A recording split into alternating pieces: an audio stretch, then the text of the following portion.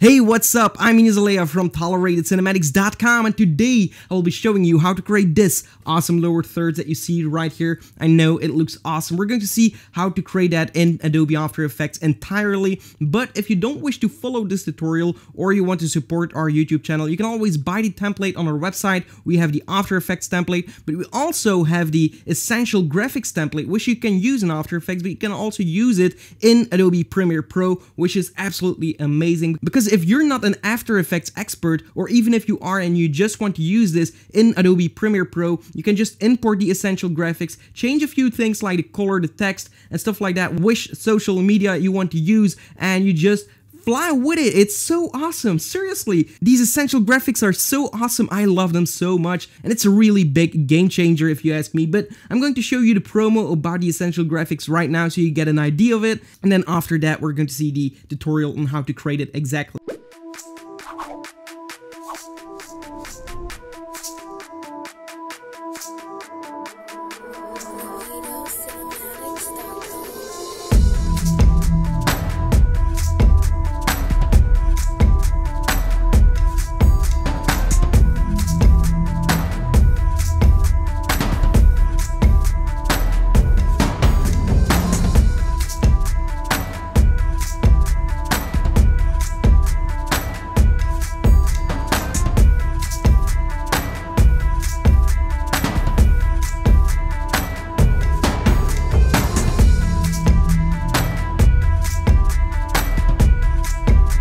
Alright, so that looks really cool. All the links are in the description. Now we're going to take a look on how to create this thing entirely. So let's head over to Adobe After Effects.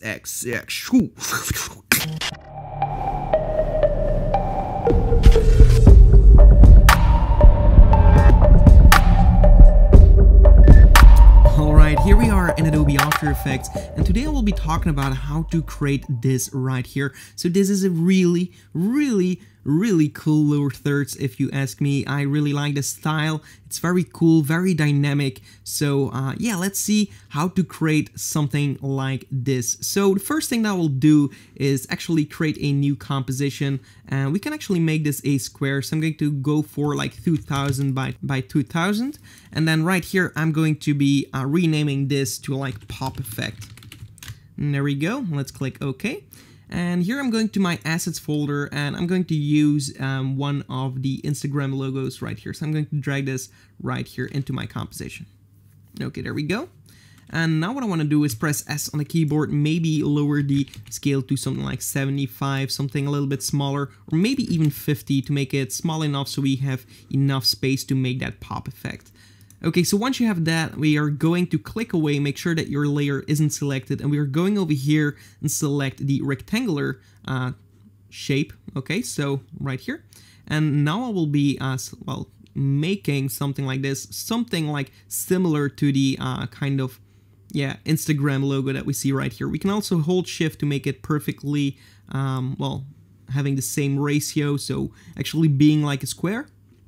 And then we're going to open up these effects, and we're going to open the fill color right here, click on the fill text right here, and just say that we want it to be transparent. And then right here for the stroke, we want to give this some kind of color. So I'm going to use my pivot tool here. I'm going to select like an orange that we see in the logo, and then I'll click OK. So now we see that if we zoom in, we have our stroke right here. And what I want to do is open the stroke settings right here. We want to make it a little bit bigger, so maybe something like this. And also we want to round it a little bit more. So if I'm going to change this to something like 10, just make sure that rounding is something similar to the logo right here. So what we're going to do is open the rectangle path, and we're going to round it a little bit more. Something like this should be fine. It doesn't have to be perfect. This is okay. And we're going to make it a lot bigger. So something like 60. So I'm going to animate it. I'm going to click on the stopwatch for the stroke width, and then like after 1 second, I'm going to change this to 0. So now it's actually animating inwards like so. Now what I want to do is click on my shape layer, press S on the keyboard, and also hold Shift and press R on the keyboard. This is going to reveal the scale and rotation property. I'm also going to make a stopwatch for this at the beginning of my timeline right here. Again, at 1 second, I'm going to rotate it to 0. So I'm going to click on my keyframe right here and right here. So we have the exact same position as right here. Then at the beginning of my timeline, if we go back, I'm actually going to rotate it a little bit. So we can choose something like 90 and maybe scale it from 0. So now we have something like this. So if we're going to unselect our logo for now, we have something like this. Okay, so what you can do is select, press U on the keyboard to reveal all the keyframes. Select the last ones, right click, keyframe assistance, easy ease. And now we're going into the graph editor, which you will see right here. Click on it. And then if we will select these, just make sure that you are in the speed graph right here.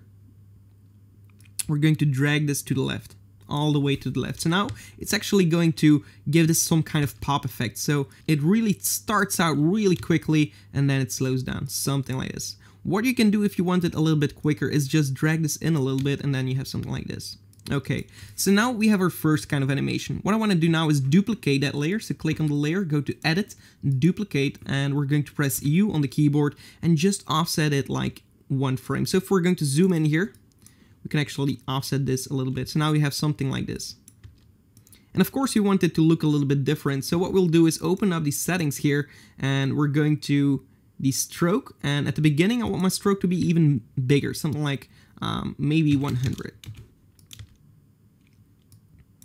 Then for the color, we also want something different. So I'm going to select my logo. So I'm going to make it visible and just pick something like a pink color this time. Then again, I'm going to uncheck it so we don't see it. And now we have something like this. Okay, pretty cool. I'm going to add a few dashes here. So right here at the stroke, you'll see dashes. I'm going to press the plus right here. Now we have a few dashes. We can, of course, increase them. Something like this. Looks fine. And now we have something differently. So looks pretty cool. And of course, maybe a little bit bigger. Maybe even 200 for the stroke width. Okay. We can close all these settings down and press U on the keyboard to reveal all the keyframes. I'm even going to select all of them and bring them in a little bit more so it's really quickly. A little bit farther away. Okay, I think we have it right here on the spot. Okay, that's good. So this is what I'm looking for. I'm going to duplicate it one more time. So click on it, Edit, Duplicate. And now we're going to open up these settings one more time. Like right here, I'm going to solo this layer. I'm actually going to open up the contents, the rectangle, and this time I want it at the end. I want it to actually be very, very long in stroke. So we're going to open up the stroke, and we're going to increase the stroke width to something like this. And now I'm going to press one more time on these dashes. So I'm going to open up the settings right here, and I'm going to click one more time on it. So now we can actually also enter the gap, and I'm going to increase the gap to something like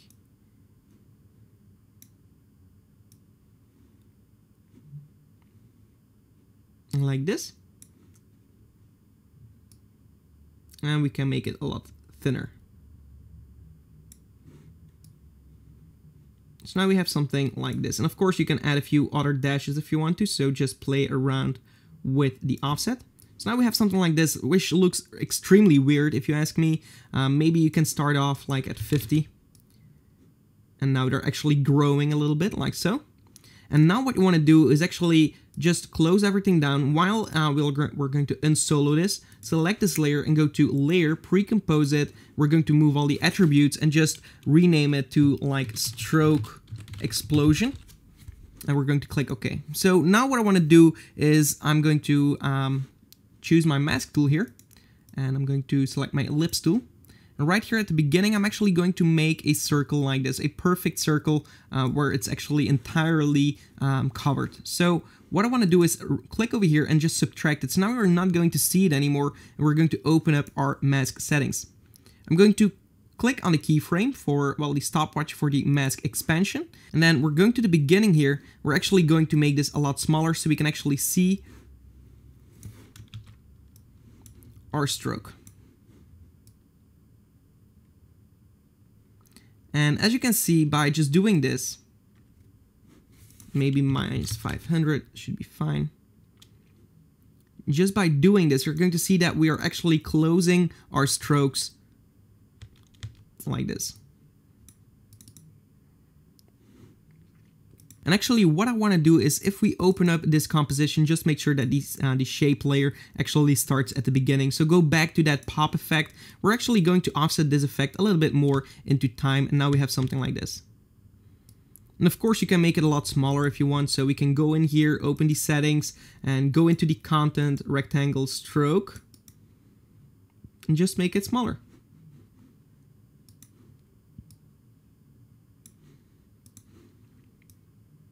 And now I want to change a few of these colors. So I'm going to make my Instagram logo visible again. And now I'm going to click on my stroke explosion, go to Effect, Generate 4 color gradient right here. I'm actually going to pick 4 colors that we see in our logo.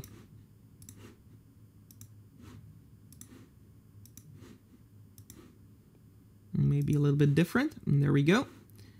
And what we want to do is just bring in these dots like so. So now this popping effect is going to look a little bit different. And what I want to do is actually make sure that we're going to keep this one like this, and this one to be brighter. So we have a little bit more variation going on in here. Maybe bring this over here. Okay. So now we have some different colors popping like so. And again, we're going to do the same thing for our Instagram logos. So what I will do is select these keyframes from one of our shape layers. I'm going to edit, copy these, and right here at the beginning, click on my Instagram logo, edit, paste, and I'm just going to offset this into time as well. So now we have something like this. And of course, if we're going to press U on the keyboard, we'll have to go to the last scale property and change this to 50% because 100 is way too big. So now we have something like this, which looks pretty cool. Of course, you can go into your graph editor and really go and play around with these settings. So maybe you want to pop it a little bit more, maybe have something like this.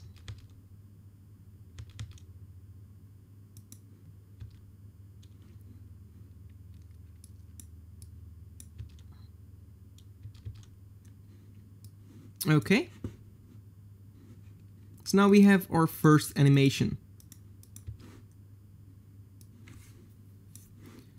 So now what I will do is create a new composition and make this full HD, so 1920 by 1080p, and I'm going to rename this to lower thirds, and there we go. I'm going to click OK. I'm just going to my project manager, and I'm going to apply this pop effect. I'm just going to drag this into my composition, and now we have this kind of animation.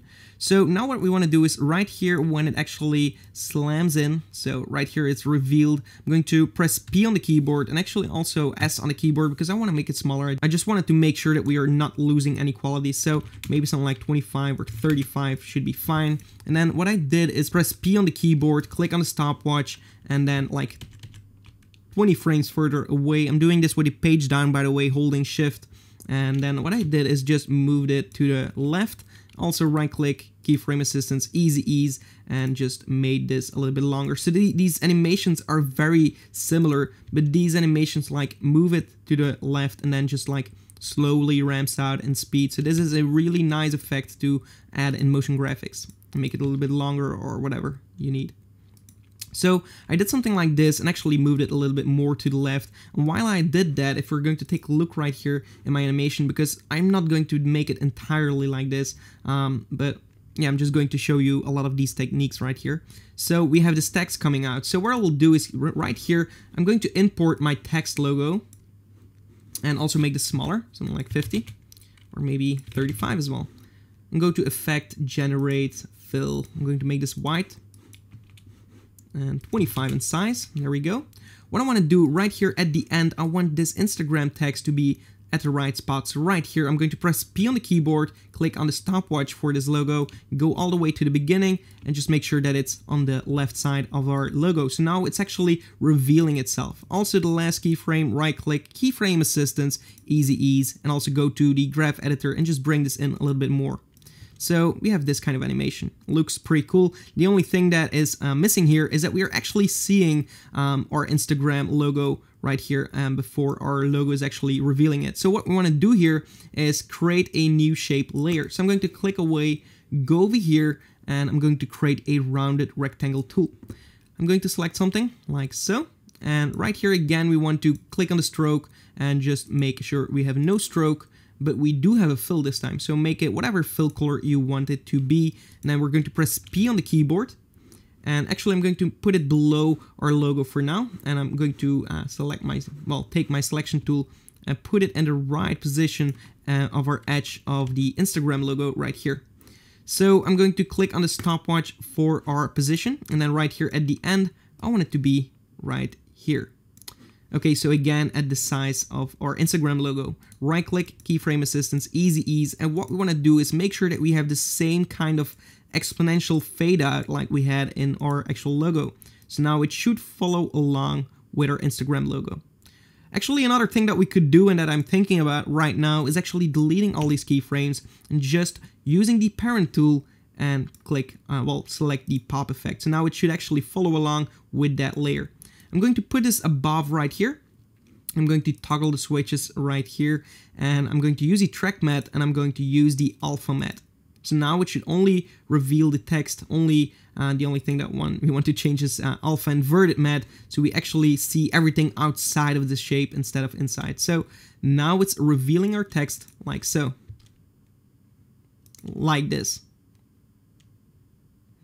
Okay, so that's pretty cool. We have our text. Next, what we want to do is have these kind of lines flying over. So let's do one of these, and then you'll get the idea to make more of these. So new solid layer, stroke, flying, and click OK.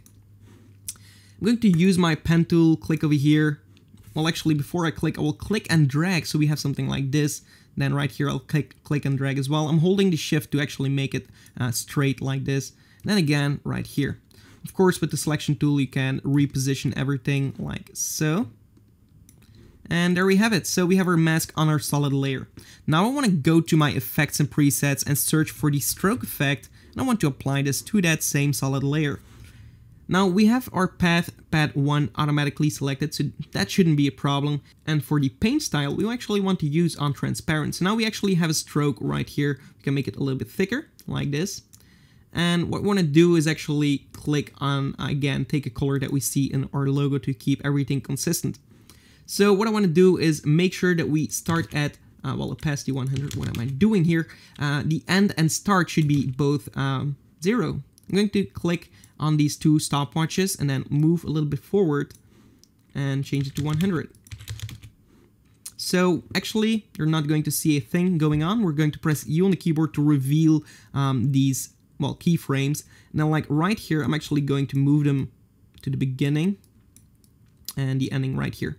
So I'm going to, again, right-click, keyframe assistance, easy ease, open the graph editor, select them, and drag them in. Okay, so now, again, nothing changes. The only thing that we should do is actually select these last keyframes, just offset them a little bit until you're satisfied. So right here, this is a little bit too long, but so you get something like this.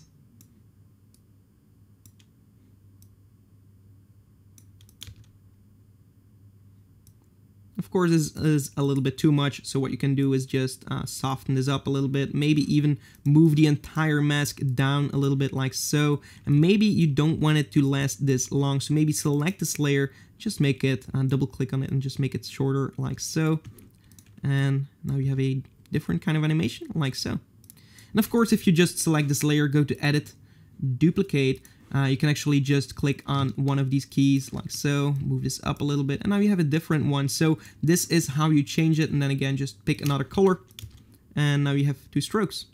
Of course, offset them a little bit. And that's what I did, so you can make as many as you want. Maybe make this one a little bit longer. It's up to you.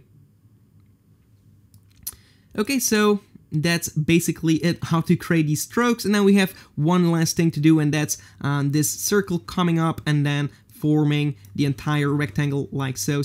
Like this. So I'm going to go back to my lower thirds and I'm going to create a new rectangular again. So I'm going to create a rounded rectangle tool and make a shape. So make sure it's actually a mask. Make sure that you have nothing selected, otherwise it's going to make a mask. So make something like this, open it up, and actually again fill none and stroke white. Fill none. Okay. There we go. So we have something like this, and we're going to open up these stroke settings right here, and we're going to okay, so we're going to add a come on, trim path right here. Okay, so we're going to add a trim path to our layer, and we're going to open this up and actually again just zero this thing out. Click on this stopwatch at the end, again 20 frames further away, 100, right click, keyframe assistance, easy ease. You should be able to do this by now, and then just drag this in like this. So that is a little exactly what we want, and we also want to animate our shape a little bit. So we're going to open up the rectangle path right here, and the roundness, we actually want to make it a circle, so we're going to increase it until we can't anymore like this. Click on the stopwatch for the roundness, and then like at the end we actually want to make it a little bit less, so we have some kind of corners in here like this, and now we actually see this animate like this. Again, you can right click, keyframe assistance, easy ease, go over here, drag this in, and there we go. Okay, so last thing that we want to do here is uncheck the size right here so we don't keep it constrained to the same proportions. You go to the beginning, click on the keyframe for the size, then like right here at the end we actually want to make it a little bit wider like this. So we have something like this going on. Of course, you can go and like tweak everything, make the stroke a little bit thinner to make it look a little bit better. Of course, you can do all that stuff. Maybe even a little bit thinner at the end like this. And now you have something like this. And then lastly, what I want to do is click on this shape layer, go to edit, and we're going to duplicate that layer. Stroke, we're going to set to none. And the fill, we're going to set it to white. So now we have exactly the same thing going on. The only difference is that we now have a complete fill right here. So what I want to do with this is I'm actually going to create a text. So I'm going to create a text, youtube.com/c/inezalea1. And be sure to subscribe to that channel because I hear it's awesome. Okay, so we're going to use our text, go over here and just bring this, whoa. What am I doing here? This is trippy. Okay, so I'm going to place this in the center of this rectangle box. And of course, you can't see it, toggle the switches. And actually, I'm going to bring this below our last shape layer. So the shape layer that has been filled in. And just toggle the switches until you can see the track matte right here. We're going to choose alpha matte this time. So now we actually see our text, but if we bring our text outside of this box, you're not going to see it. So what we want to do is bring it over here, go to the beginning, or actually to the beginning of the circular animation. So I'm going to press U on the keyboard so I can actually see when that is. So that's right here. And our text, I want my text to be like right here. Press P on the keyboard, click on the stopwatch for our text, and then like right here at the end, just make it sure that it's in the right position right here. And actually at the start, I just wanted to make a nice straight line here. So we have something like this, and again you can click over here, right click, keyframe assistance, keyframe, easy ease, and we're going to drag this in. There we go, and let's preview. So that's basically how I created this entire effect. Of course, this has a little bit more finish to it, a little bit more detail, but it's basically the same. So yeah, I hope you enjoyed this tutorial, and if you did, give this video a like, and be sure to subscribe to our channel. We have a bunch to offer, and if you check out our website, if you buy something, you might be able to support our channel, so that would be so great if you go and check it out. We have a bunch to offer. I'm sure you'll find something that you like, and it really does help to support our channel to create more and awesome stuff. And apart from that, I hope to see you in the next one, and goodbye.